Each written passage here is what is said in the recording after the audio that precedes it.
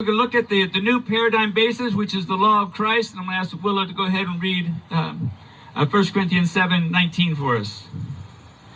Though I am free and belong to no one, I have made myself a slave to everyone, to win as many as possible. So notice Paul is living in a time when there's slavery everywhere. And he's saying he made himself a slave for a purpose, and that was to win as many as possible. And this reflects back on what we were talking about last week. So one purpose, and that purpose is to bring people to Christ, to get them introduced to Christ, and to help them to be able to learn to follow him. And that is what Paul is saying. He says, I got one desire, that I might be able to win people to Christ. And so that took precedence over all the other things that were going on in his life. And it's helpful for us to have that same mindset. My goal is to win people to Christ, not to win people to my political party, not to put people down based upon where they are, but my goal is to win them to Christ and let Christ change their hearts, because I cannot. Read the 21st, verse 21 too. To those not having the law, I became like one not having the law, though I am not free from God's law, but am under Christ's law, so as to win those not having the law. So in this verse, he's describing his work with the Gentiles. The Gentiles had never been under God's law, and when he's referring to God's law, he's talking about the law of Moses that was brought down. And throughout the Gospels, you see people talking about the law of God and the law of Moses interchangeably. He's describing Torah. He's describing the Old Testament instructions that he had been given. So he said he was not under God's law in that sense, but he is under God's law, under God's authority, in the sense that he's under the law of Christ, under Christ's law. And the law of Christ is the commandment that he gave throughout his life, and that was to love other people as he had loved them, to love others as Christ has loved you. And he went on to say that all the other commands are subsumed under that command. When we talk about the law of Christ, we're talking about loving others as Christ has loved us. That's the central point of the kingdom of God. That's the central point of Christ's teaching. That's the central point of how he wants to transform us, to bring us to a place where we love others in the same way that he loved us. Okay, Galatians chapter 6, read verse 2 for us. Carry each other's burdens, and in this way you will fulfill the law of Christ. Carry each other's burdens, and this way you will fulfill the law of Christ. We're going to compare this with the verses that follow, again, talking about burdens. But here the instruction is that if you're carrying other person's burden, you are fulfilling the law of Christ. You are loving them as Christ loved you. And I look at different things that have happened recently, like this last week, when we were praying for Dale. The burden that's used in this verse is describing a burden that's too heavy for a person to carry. And Dale needed prayer. He needed prayer for his physical condition. It was a burden that he could not carry by himself.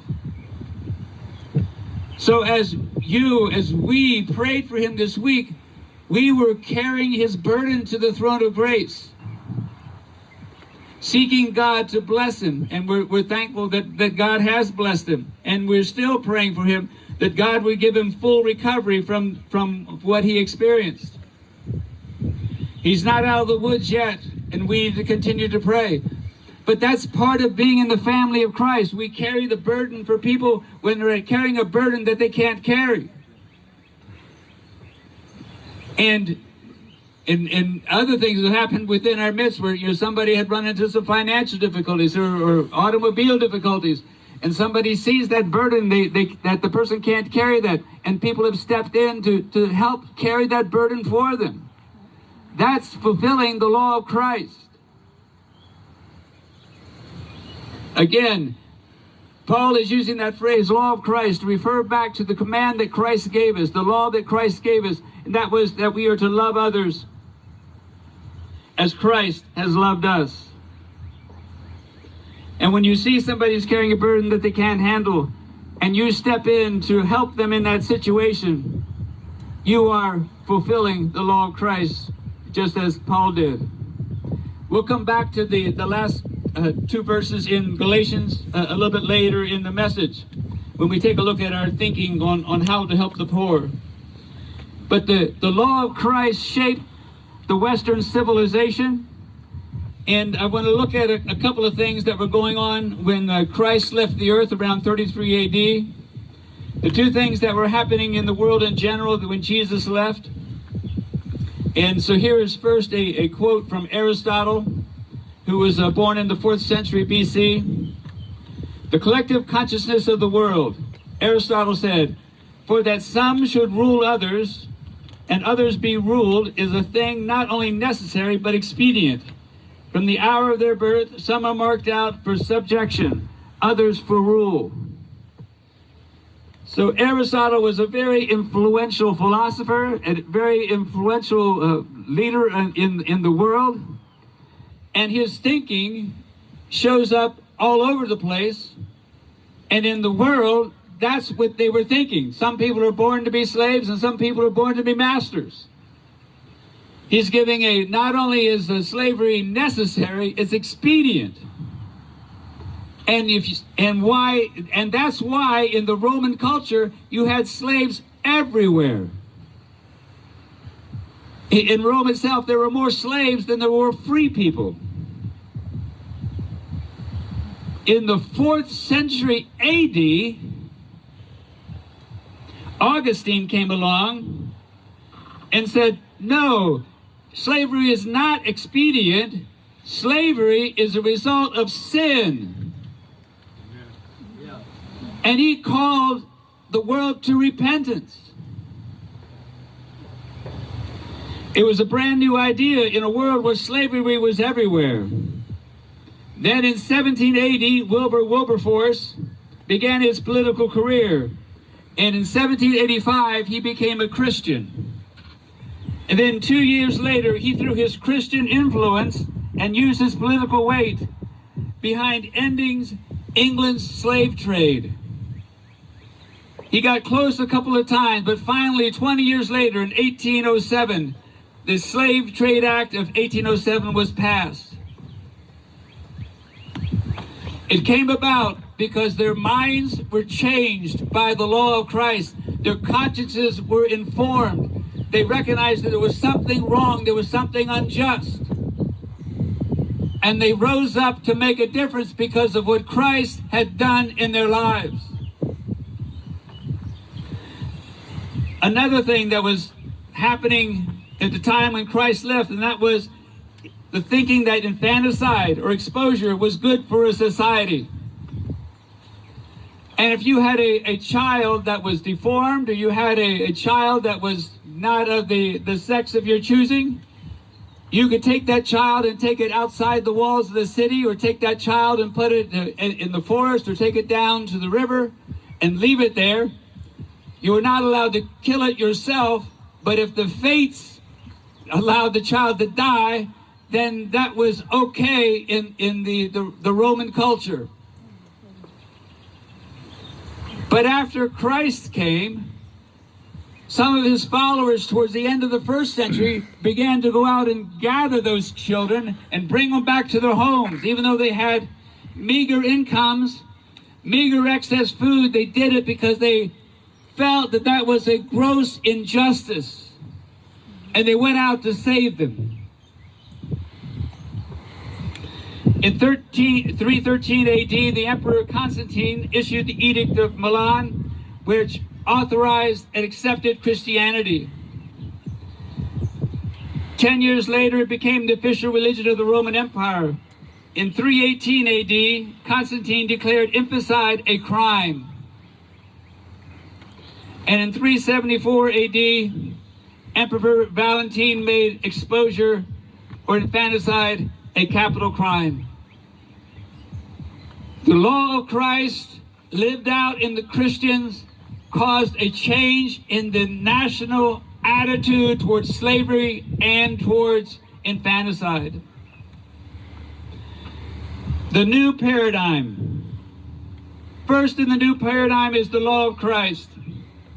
And whether you are a Republican or a Democrat, that needs to be your number one thinking point. Loving others as Christ loved you. And then recognizing the law of Christ informs our conscience. When we see something wrong, like Floyd George being killed, it causes our consciences to rise up and say it's not right. And when that does, we not only say it to ourselves, but we as a community recognize that it's wrong. But it comes about because of what Christ taught us. And because he has changed our minds and hearts, it lets us to be able to look at what is happening outside. We have a new rule, that is the law of Christ, and that law informs our conscience. And when our conscience is violated, we make that known and seek for change. On top of that, we gain knowledge and wisdom. Our ability to be able to learn from generation to generation comes about because we have the ability to write and to read and to see what other people have thought. You know, I'm glad Lana brought her dog here today, but he's never going to lead. He's never going to learn. He's never going to be able to pass on information to the next generation. Yeah, you never know. But we can, and as we learn, we share things that we have experienced. And if we were going to tell somebody about something, we would vary what we tell them based upon where they are in their understanding, right? If your 3-year-old comes to you and asks you, where do babies come from? You probably give a different answer than you would if somebody 10 years later asked that question. And the answer would be different if you were in college, in grad school. And God works the same way with us. He is leading us, and we are learning. And as we learn and grow, our attitudes and understandings change. And the same thing is true in terms of our knowledge in science and medicine and all other things. And then, so we take the law of Christ, we take our informed conscience, and we take our knowledge and wisdom. And then from that, we developed our policy, our platforms, and our legislation. And I want you to consider a statement that was made back in the Eisenhower days by Rufus Miles, became known as the law of Miles, or Miles' law. And he said, where you stand would depend on where you sit. Where you stand would depend on where you sit. And what he meant by that is that our political viewpoint is shaped by where we live, it's shaped by how we were raised, it's shaped by the experiences that we've had, it's shaped by what our parents have told us, it's based upon our education, it's based upon what our friends have experienced and what they have shared with us. Where you stand would depend on where you sit. So I've got 2 examples there. The first example is where you live physically. So if there was either a big corporation coming to town, or there was maybe a military base that was coming to town, and they needed some land that was going to connect with the river or some waterway. And so most of the land is unpopulated, but there's a small strip that has 4 houses on it. And the people are going to vote on what the city to do or the state to do. And you live in one of those 4 houses, or your parents live in one of those 4 houses, and it was built by your great-grandfather. You might have a different position than somebody who lives in the city who's looking forward to get a new job in this company that's coming. You take your stand based upon where you sit. And every one of us has been shaped by the circumstances that we have experienced and what we have seen and what we have gone through. One of the reasons why I really liked Art's message from a couple of weeks ago, because he was sharing where he has been, and when our friends tell us where they've been, it brings a greater emphasis to us and compassion and empathy in terms of situations.